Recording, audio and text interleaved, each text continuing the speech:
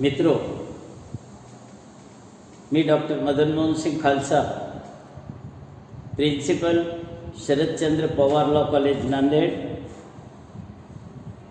मी गेल्या 32 वर्षापासून लॉ शिकवतो आणि 2000 पासून मी JMFCच्या प्रिलिमिनरी मेन्सच्या बॅचेस घेतो। जवळजवळ 150 विद्यार्थी आज संपूर्ण महाराष्ट्रामध्ये JMFC म्हणून काम करत आहेत। पॅन्डेमिकमुळे यावेळेस मला ऑफलाईन क्लासेस घेता आले नाही आणि त्या दृष्टीने आपण घरात बसून JMFCची तयारी करत आहात, आपल्याला थोडी मदत व्हावी म्हणून यापुढे मी काही लेक्चर सिरीज आपल्यापुढे सादर करणार आहे। आज मी IPCच्या एक असं चॅप्टरच्या संदर्भात आपल्याला माहिती देणार आहे की ज्या संबंधी अनेक लोक कितीदा वाचून कितीदा ऐकून कन्फ्युजनमध्येच राहतात की काय डिफरन्स आहे कल्पेबल ह्युमिसाइड आणि मर्डरमध्ये। कल्पेबल ह्युमिसाइड आणि मर्डर हे दोन अशी जोडी आहे, याला आपण गोड जोडी म्हणता येईल, कारण कल्पेबल ह्युमिसाइड शिवाय मर्डर होतच नाही। मर्डर होण्यासाठी कल्पेबल ह्युमिसाइड होणं गरजेचं आहे आणि काही विशेष परिस्थितीमध्येच कल्पेबल ह्युमिसाइड हे मर्डर होतो। आता ह्या दोन्ही कलम म्हणजे कलम 299 कल्पेबल ह्युमिसाइडची व्याख्या दिलेली आहे, सदोष मनुष्यवध, आणि सेक्शन 300 यामध्ये मर्डर, हत्या, खून याची व्याख्या दिलेली आहे। आणि ही दोन्ही व्याख्या वाचल्यानंतर साधारणतः असा एक संभ्रम निर्माण होतो की या 299 मध्ये जी व्याख्या आहे म्हणजे इंटेन्शन आणि नॉलेज, 300 मध्ये तेच आहे इंटेन्शन आणि नॉलेज, आणि बाकीच्या ज्या गोष्टी आहेत की कल्पेबल ह्युमिसाइड हे कृत्याशिवाय होत नाही। आपण डिटेल व्याख्यामध्ये जाऊच की कारण कल्पेबल ह्युमिसाइड असो का मर्डर असो, हे टाळ्या वाजून किंवा बोटा मोडून होत नाही, तर यासाठी काहीतरी कृत्य करावं लागतो आणि ह्या कृत्याचं जे उल्लेख आहे ह्या 2 सेक्शनमध्ये ते अतिशय महत्त्वाचं आहे। कारण मी काही लेक्चर्स यूट्यूबवर ऐकले, त्यामध्ये मला आश्चर्य वाटले एक लेक्चर ऐकून की त्यामध्ये एका वक्त्याने कल्पेबल ह्युमिसाइड आणि मर्डरमध्ये इंटेन्शनचा फरक आहे असं सांगितलं। मी प्रथमच क्लिअर करतो की इंटेन्शन आणि नॉलेज हे मर्डरसाठी आवश्यक आहे, कल्पेबल ह्युमिसाइडसाठीही आवश्यक आहे। यामध्ये जो फरक आहे तो आहे जो कृत्य केला जातो त्या कृत्याच्या करण्यावरून यामध्ये फरक निर्माण होतो की हे कल्पेबल ह्युमिसाइड आहे का मर्डर आहे। आता आपण थोडंसं कल्पेबल ह्युमिसाइडच्या व्याख्याकडे वळून यामध्ये काय सांगितलं की जो कोणी मृत्यू घडवतो, इराद्याने मृत्यू घडवण्याच्या इराद्याने किंवा शारीरिक दुखापत करतो जेणेकरून मृत्यू घडावा किंवा तो नॉलेज माहिती असताना असा एक कृत्य करतो की ज्यामुळे मृत्यू घडावा, अशी सोपी व्याख्या कलम 299 मध्ये कल्पेबल होमिसाइडची दिलेली आहे. Whoever causes death by doing an act. आता ॲक्ट म्हणजे काय तुम्हाला जर चांगल्या प्रकारे जाणून घ्यायचं असेल तर आपण IPCच्या कलम 32 आणि 33ला एकदा वाचून घ्यावं. तिथं कृत्य काय हे स्पष्टपणे तिथं जनरल एक्सप्लेनेशनच्या चॅप्टर अध्याय 2 मध्ये एक्सप्लेन करण्यात आलेले आहे.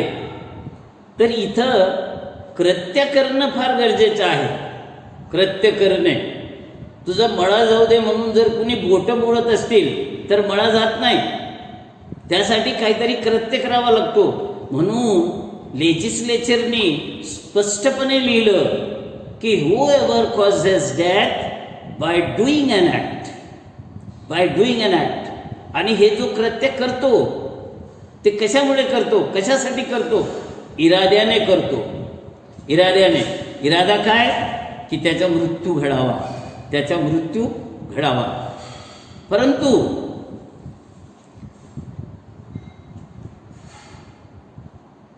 दुसरी जो गोष्ट आहे या सेक्शन 299 मध्ये, त्यामध्ये सांगितलं की whoever causes death by doing an act or causes any bodily injury. तो शारीरिक दुखापत करतो. आणि शारीरिक दुखापत कशाने करतो? इराद्याने. इरादा काय की त्या शारीरिक दुखापतीमुळे त्या माणसाचा मृत्यू घडावा, त्या माणसाचा मृत्यू घडावा. किंवा त्याला माहीत असतं की मी हे कृत्य केलं तर समोरच्या माणसाचा मृत्यू घडेल. आणि असं इराद्याने किंवा नॉलेजनी तो कृत्य करतो मृत्यू घडावा म्हणून, किंवा शारीरिक दुखापत व्हावी आणि त्यामुळे मृत्यू घडावा म्हणून.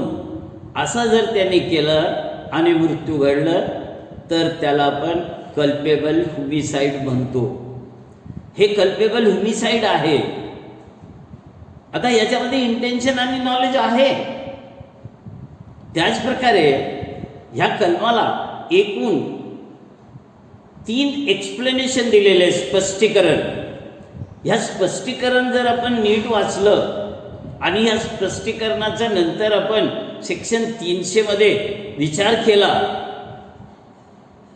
आणि कृत्याच्या बाबतीत जे काही इथं सांगितलेलं आहे त्याच्या बाबतीत तिथं काय सांगितलेलं आहे याच्यावर आपण जर योग्य विचार केला तर मी आपल्याला सांगत होतो की 299 मध्ये एक आणखीन शब्द दोनदा आलेला आहे, लायकली. लायकली. आता हे जे लायकली लायकली शब्द आहेत ना, ह्याचा संबंध 300ची अगदी जवळचा आहे. इथं मृत्यू घडण्याची शक्यता आहे, प्रॉबेबिलिटी. आणि घडली तर कल्पेबल होमिसाइड. प्रॉबेबिलिटी म्हणजे लायकली. आता लायकली कशासाठी आहे की बॉडीली इंजुरी केली, बॉडीली इंजुरी, शारीरिक दुखापत. आणि हे करत असताना त्याला माहीत आहे की यामुळे मनुष्य मरेल, त्याला मृत्यू येऊ शकतो, त्याचा मृत्यू घडू शकतो, याची शक्यता आहे आणि मृत्यू घडला तर कल्पेबल होमिसाइड. किंवा त्याला नॉलेज आहे, त्याला नॉलेज आहे. कशाचं नॉलेज? त्याला माहीत आहे. काय माहीत आहे? की तो जो कृत्य करतो त्या कृत्याने मृत्यू घडेल, लायकली टू कॉज डेथ, आणि मृत्यू घडला तर कल्पेबल होमिसाइड. असं याचा अर्थ आहे. म्हणजे 299 मध्ये जे मृत्यू घडतो त्याची घडण्याची शक्यता आहे, लायकलीहूड आहे, सर्टेंटी नाही आहे. सर्टेंटी नाही आहे.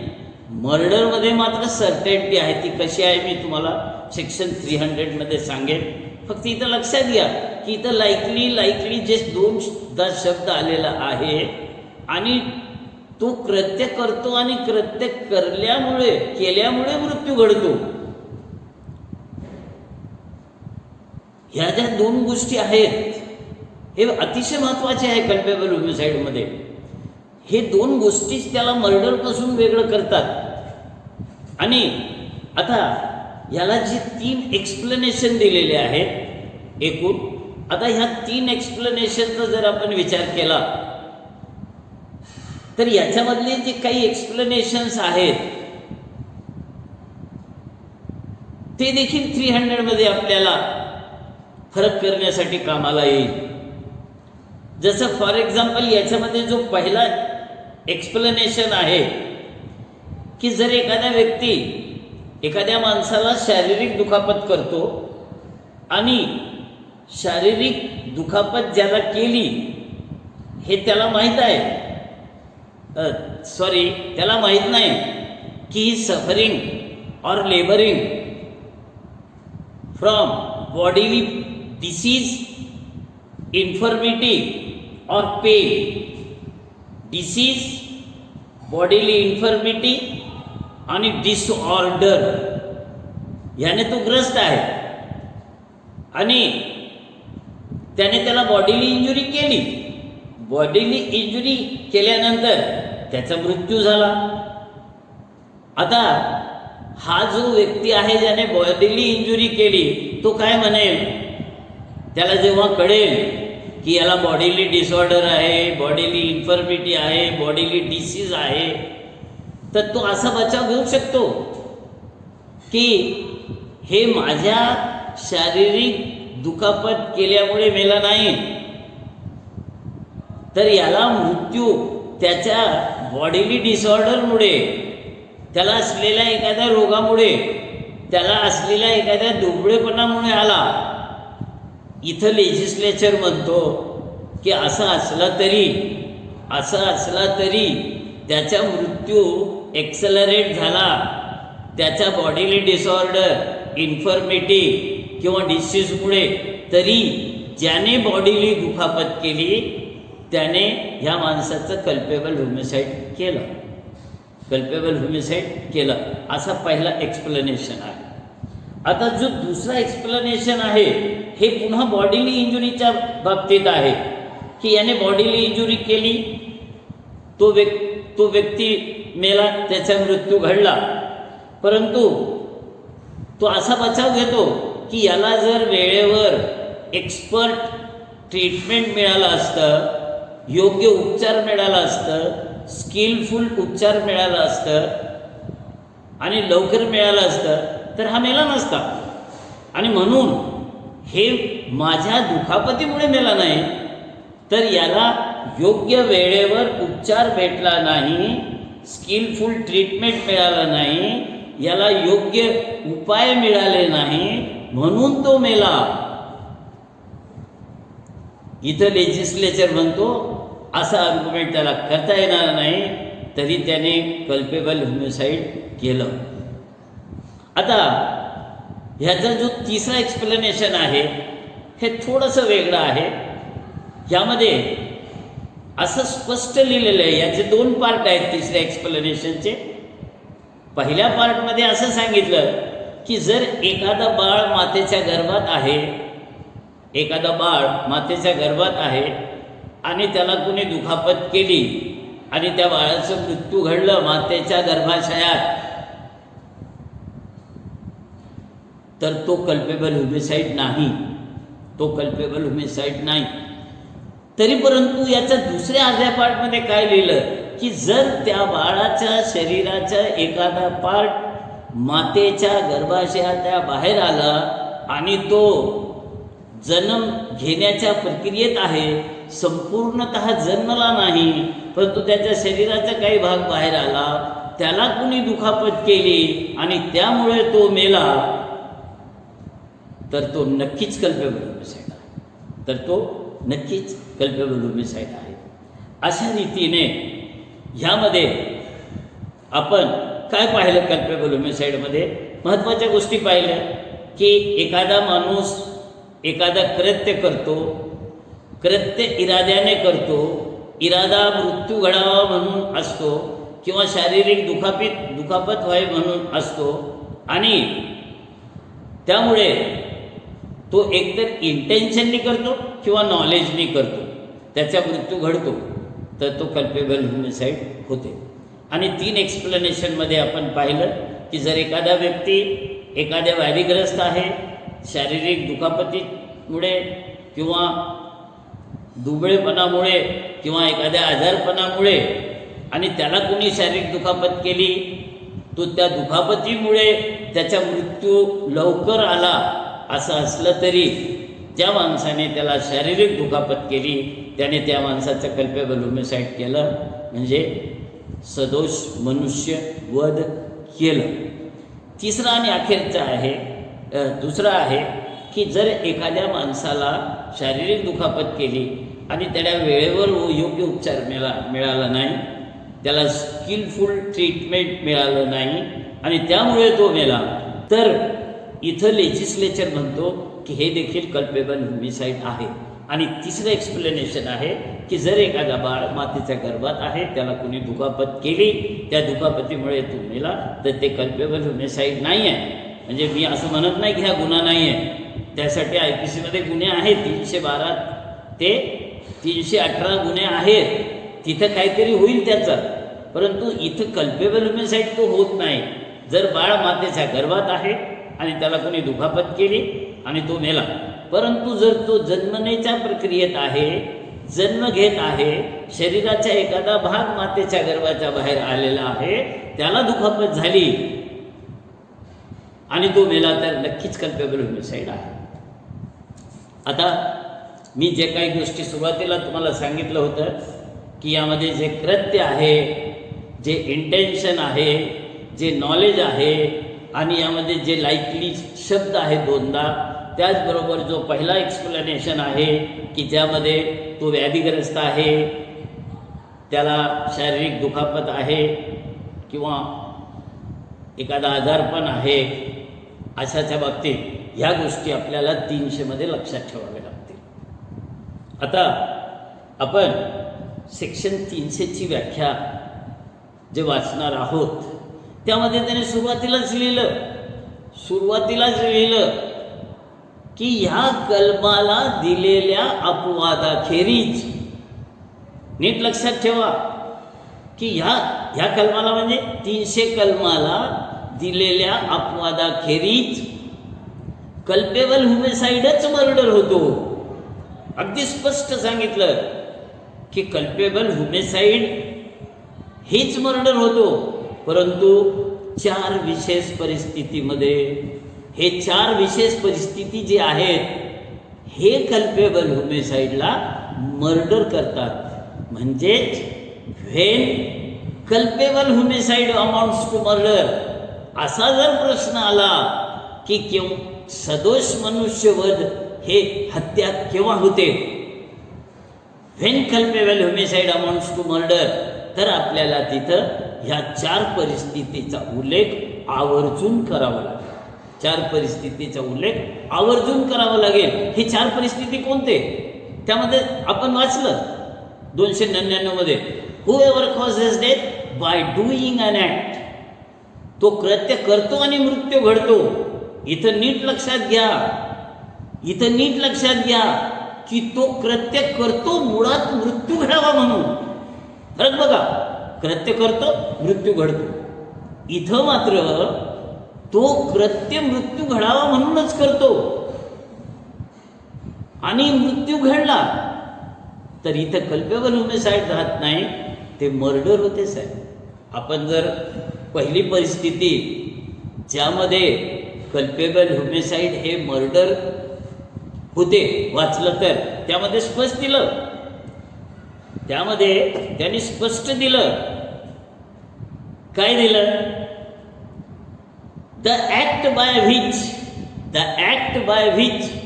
The death is cause, the act by which death is cause is done with, तिथं तो कृत्य करतो मृत्यू घडतो, इथं मुळात कृत्य मृत्यू घडावा म्हणून करतो. फरक नीट लक्षात आला असेल आपला की काय फरक आहे. इंटेन्शन तिथंही आहे, इंटेन्शन इथंही आहे. तो इंटेन्शननी कृत्य करतो मृत्यू घडतो, इथं कृत्य मुळात करतो मृत्यू घडावा म्हणून. समजा मी हातात तलवार घेतली आणि एखाद्याचं मुंडकं छाटलं, रिव्हॉल्वर हातात घेतले, अगदी जवळून डोक्यात गोळ्या घातले, हे कृत्य मी का केलं? तो मरावा म्हणून केलं, त्याचा मृत्यू घडावा म्हणून केलं.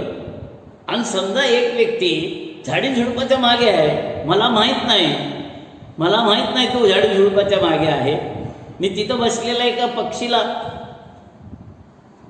मारण्यासाठी गोळी झाडली आणि मला एकाने सांगितलं की त्या पक्षाला मार. त्या पक्षाला मार म्हणलेल्या माणसाला माहित होतं की झाडी झुडपाच्या खाली मनुष्य आहे. त्याला माहित होतं झाडी झुडपाखाली मनुष्य आहे, मला माहित नव्हतं.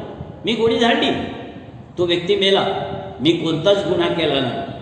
परंतु ज्याला माहीत होतं की त्याच्या मागे व्यक्ती आहे आणि गोळी लागल्याने तो मरू शकतो, तो मेला, त्याने मात्र कल्पेबल होमिसाईड केलं. मित्रो, अशा रीतीने आपण पहिल्या परिस्थितीमध्ये कल्पेबल होमिसाईड हे मर्डर होतं ते पाहिले.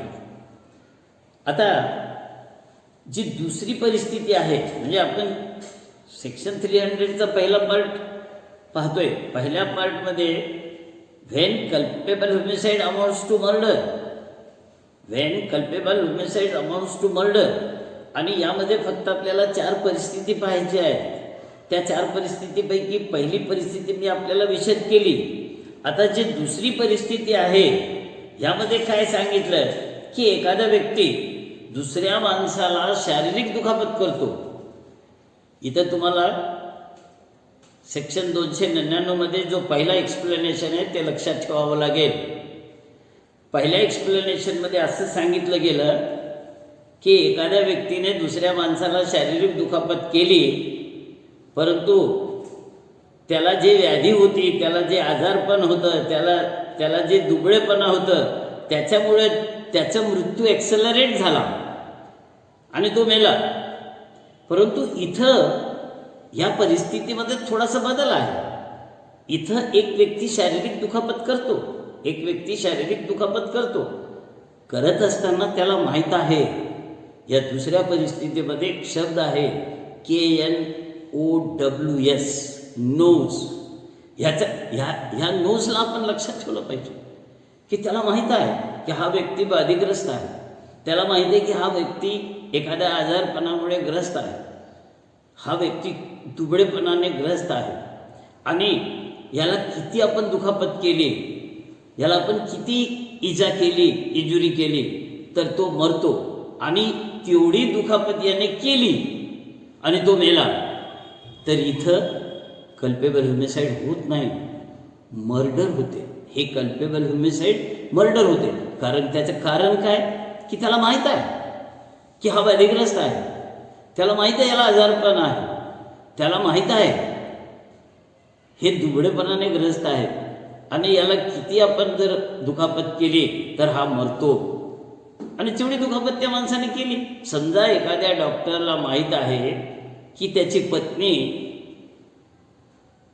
स्प्लीन इनलार्ज झाल्याने आजारी आहे, इनलार्ज स्प्लीनने आजारी आहे, आणि जेव्हा एखाद्या माणसाचे स्प्लीन इनलार्ज होतो, त्याला जर मामूली ठोसा मारला तर ते रप्चर होतो स्प्लीन, आणि स्प्लीन रप्चर झाल्यानंतर मनुष्य मरतोच. आता त्या डॉक्टरला माहीत आहे की त्याची पत्नी स्प्लीनच्या डिसीजने आजारी आहे, आणि त्या डॉक्टरने नेमकं त्या स्प्लीनच्या जागेवर मामूली ठोसा मारला, स्प्लीन रप्चर झालं, ती मेली, त्याने मर्डर केलं. परंतु जर एखाद्या, जसं आपल्याकडे फॅशन आहे, मनुष्य बाहेर जुते खाऊन येतो, घरामध्ये पत्नीवर मात्र रुबाब करतो. खेड्यामध्ये आम खास आहे की तो पत्नीला मारल्या म्हणजे त्याची मर्दानगी आणखीन वाढते आणि तो जास्त मर्द आहे असं समजलं जातो. अशा मर्दानगीच्या समजुतीने जर त्याने त्याच्या बायकोला ठोसा मारला आणि ती मेली, तर ती सिंपल इंजुरियस आहे. It is hurt, even it is not a grievous hurt, even it is not a culpable homicide, because he was not knowing anything that she was suffering from the spleen disease. तर इथं important काय आहे की अशा आजारपणाचं त्याला knowledge आहे, KNOWS, knows. म्हणून doctor हा मर्डरचा दोषी आहे, परंतु हा खेडूत तो फक्त हर्टचा दोषी आहे. त्याने नुसतं हर्ट केलं, ठोसा मारला, काही अवजाराने मारलं नाही, काही हत्याराने मारलं नाही. आणि हर्ट त्या 320 कलमामध्ये मोडणाऱ्या एखाद्या 8 प्रकारापैकी नाही आहे, म्हणून ते सिंपल हर्ट आहे. आता यामध्ये जी तिसरी परिस्थिती आहे, तिसरी परिस्थितीमध्ये देखील तो बॉडीली इंजुरी करतो, इंटेन्शननी करतो बॉडीली इंजुरी. आणि हे करत असताना त्याला माहीत आहे की एखाद्या सर्वसाधारण माणसाला मरण्यासाठी इतकी बॉडीली इंजुरी सफिशियंट आहे. मरण्यासाठी त्याला माहीत आहे त्याला की नॉर्मल कोर्समध्ये एखाद्या व्यक्तीला मरण्यासाठी किती वेळाचा प्रयोग केला तर तो मरतोय हे माहीत आहे त्याला. समजा एखाद्या माणसाला माहीत आहे की 25 किलोचा दगड उचलून झोपलेल्या माणसाच्या डोक्यात टाकलं तर त्याची आवाजच निघणार नाही, कोणतीच आवाज निघणार नाही आणि तो मरेल. आणि असं कृत्य जर त्याने केला तर नॅचरल कोर्समध्ये, नॉर्मल कोर्समध्ये 25 किलोचा दगड कोणत्याही डोक्यात घातला तर ते मरतच. मग ते सुमो पैलवान असेल 500 किलोचा किंवा लकडी पैलवान असेल 50 किलोचा, या दोन्हीपैकी दोघालाही असं जर कृत्य केलं तर बॉडीला इंजुरी केलं तर तो मरणार आणि मेला. आणि असं त्यांनी कृत्य केला तर हे कल्पेबल होमिसाईड मर्डर होते. आता ह्या तिन्हीमध्ये इंटेन्शन आहे. आपण कल्पेबल होमिसाईड हे मर्डर होतो हे जेव्हा पाहतो तर कल्पेबल होमिसाईडमध्ये 2 गोष्टी आले, एक इंटेन्शनही आलं आणि नॉलेजही आलं. तर याच्यामध्ये जी चौथी परिस्थिती आहे ती नॉलेजच्या संदर्भात आहे, नॉलेजच्या. आता इथं नॉलेज काय की एखादा व्यक्ती कृत्य करतो, म्हणजे कृत्य केल्याशिवाय ना मर्डर होते ना कल्पेबल होमिसाईड होते. एखादा व्यक्ती कृत्य करतो आणि कृत्य करताना त्याला माहीत आहे की इतकं इमिनेंटली डेंजरस हे कृत्य आहे की यामुळे कोणाला कोणाचा मृत्यू घडणार, इतकं इमिनेंटली डेंजरस आहे हे त्याला माहीत आहे. परंतु अमक्याचा मृत्यू घडावा, तमक्याचा मृत्यू घडावा असं त्याचा इरादा नाही आहे, परंतु कोणीतरी मरेल याचं त्याला नॉलेज आहे. समजा एखादा व्यक्ती SLR, self loaded rifle, public प्लेसमध्ये जिथं गर्दी असते हमखासपणे तिथं त्यांनी फायर ओपन केलं. तिथं जे माणसं आलेले आहेत त्यावेळेस आणि ज्यांच्या नशीब खराब होता त्यांना गोळ्या लागले, ह्या माणसाला त्याला मारायचं नव्हतं, या माणसाची त्याच्याबरोबर दुश्मनी नव्हती, परंतु याला इतकं तर माहिती आहे की गोळी लागली तर मनुष्य मरणार. त्याला माहिती मरणार लोक, जे कोणी पाणी पितील ते मरणार. आता जन्माचा प्यासा असेल त्याने पहिला पाणी पिलं तर त्याने पहिलं मरेल. एखादा झोपेतच राहिला आणि नंतर त्याला कळालं की पाणी पिऊन लोक मरायले, ते पिणार नाही, ते वाचणार.